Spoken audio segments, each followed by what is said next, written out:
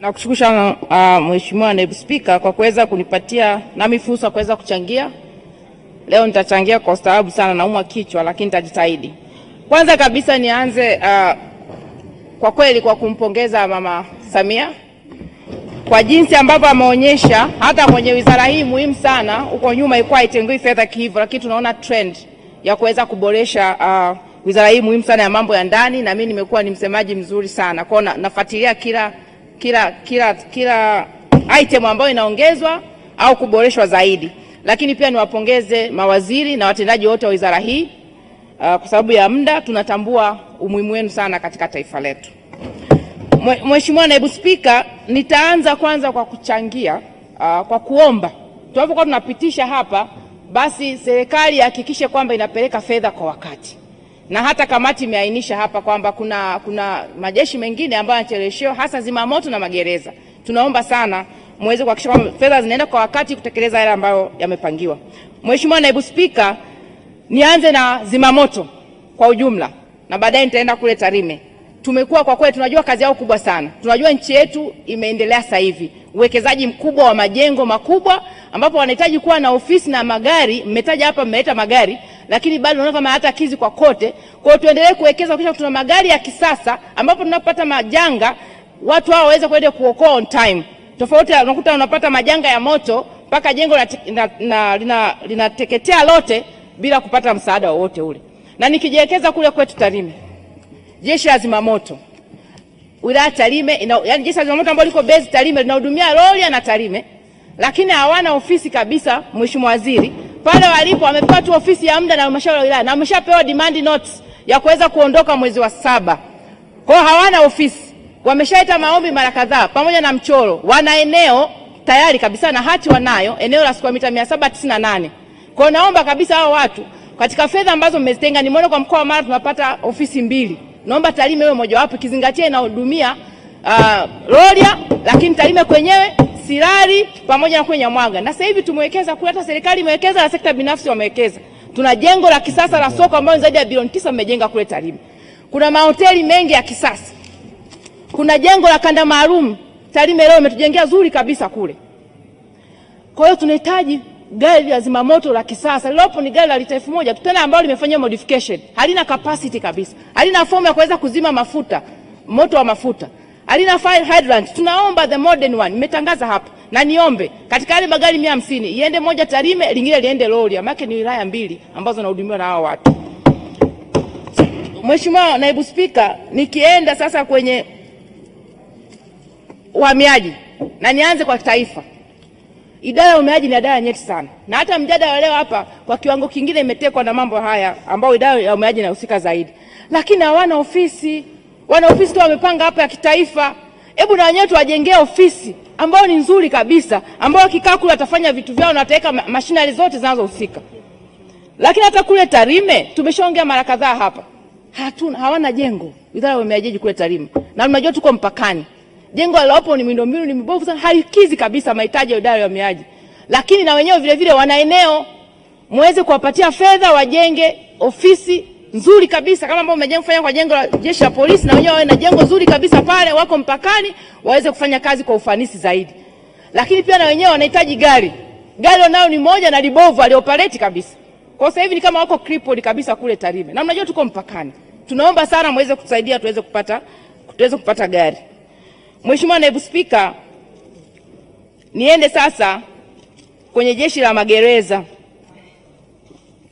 Jeshi la magereza, na nashukuru sana hata hapa wamesema kamati. Miundombinu ya magereza nyingi ni chakavu sana. Sana, ni za zamani. Lakini hata hao watu nyumba zao wanazoishi hazina hadhi kabisa. Hao watu wanafanya kazi kubwa sana. Kule mnapeleka wafungwa pamoja na maabusu wenye kaliba tofauti, lakini wanakaa na hao watu 24/7. Basi hata wakitoka kazini wakirudi majumbani waweze kukaa kwenye sehemu ambazo wanakaa kwa starehe kabisa na familia zao. Naomba kama ambavyo mmefanya kwenye jeshi la polisi na kwingine muweze kuwajengea nyumba ambazo ni stahiki zao. Unakaa nyumba kwanza chumba kimoja, bado kivuje, nyumba zingine ni za tope, atuwatendee haki hawa binadamu. Na wenyewe wajihisi kama wapo kwenye jeshi hili, Wizara ya Mambo ya Ndani, waweze kutendewa kama vile wengine. Lakini Mheshimiwa Naibu Spika, tunayo magereza ambayo yanabeba wafungwa tu. ikiwemo ya Matongo ambayo nilitaja na Njilinji kule Lindi, Ngalwa na kwingine. Magereza haya yapo kwa ajili ya uzalishaji, lakini unakuta yana wafungwa wachache, askari polisi, askari magereza wengi. Sasa nilikuwa na shauri mfanye tafiti ya kina, muweze kufunga baadhi ya magereza, yabaki chache tu ambayo yatatoa tija kwenye uzalishaji. Kwa mfano gereza la kule Matongo Simiu ni gereza ambalo lina eka zaidi ya 1200, lakini wanatumia eka 10 tu. Mheshimiwa Matiko, muda wako umekwisha. Bado Mheshimiwa, dakika 5 tu. Mheshimiwa Matiko, hata jana Simba nataka muda ongezeke afunge goli 5. Naomba dakika 2. Naomba basi dakika 2 tu na jengo la taifa. Naomba Mheshimiwa. Sekunde 3. Dakika 2 tu. Sekunde 3. Nakushukuru sana Mheshimiwa Naibu Speaker. Basi nimalizie kwa hiyo ambayo ni topic current issues ya mambo ya cyberbullying kwa mama yetu, rais wetu wa Jamhuri ya Muungano wa Tanzania, ambao kwa kweli kama taifa hatuwezi tukaruhusu. Mheshimiwa Naibu Speaker, mama alikuja na fora. Tunajua kabisa mimi ni mpinzani. Huko nyuma tulikuwa tuwezi kufanya hata vikao vya kamati kuu ya chama ndani ya jengo. Tulikuwa tuwezi kufanya hata mikutano ya hadhara. Lakini mama through fora yake watu wanafanya mikutano ya hadhara. Tanzania mtu unakuwa na freedom of express. Sisi sio mara ya kwanza, mimi nishaikuwa gerezani, sio mara ya kwanza kiongozi wa upinzani kupelekwa gerezani. Mheshimiwa Mbowe ameshakaa miezi 4 nikiwa naye tukatoka, baadaye akaja akapewa tena akaenda gerezani kwa miezi 8 kwa treason. Hatukuona haya mambo yakitokea. So at a time lazima tujiulize kama nchi kuna kitu behind the carpet, yani kwa nini sasa hivi? Kwa hiyo tusitumie hiyo opportunity ambayo mama ametoa na fora zake kuharibu taifa letu. Demokrasia ni gharama, lakini amani, usalama na ulinzi na utulivu wa nchi yetu ni gharama sana. Lazima tuangalie leo tuna hii amani, tuwezi kuona kama tuko vizuri. Tukafanya kila tunachofanya. Tukafanya any kind of bullying kwenye mitandao. Na mbaya zaidi tunasema Wakenya wanafanya, lakini Watanzania tunachukua tunasambaza kwenye mitandao. Na mamlaka husika za nchi mko wapi? Kuona kwamba okay, bullying inafanywa, cyberbullying inafanywa na hao watu wa nje tunasema. Lakini zinasambaza kwenye mitandao ya Kitanzania. Where are we? Kwani tunaruhusu hii? Ni uzalishaji, na unaweza kaona kama ni uzalishaji kwa sababu mama, yani rais wetu ni mwanamke.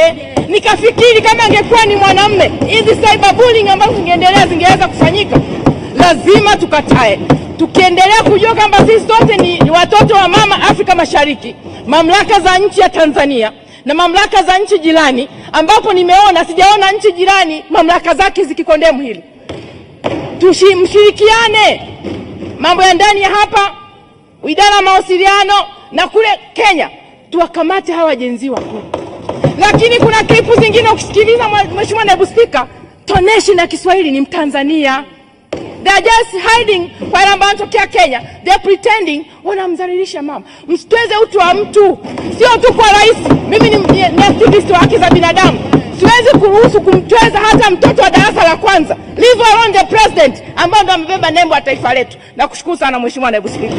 Asante.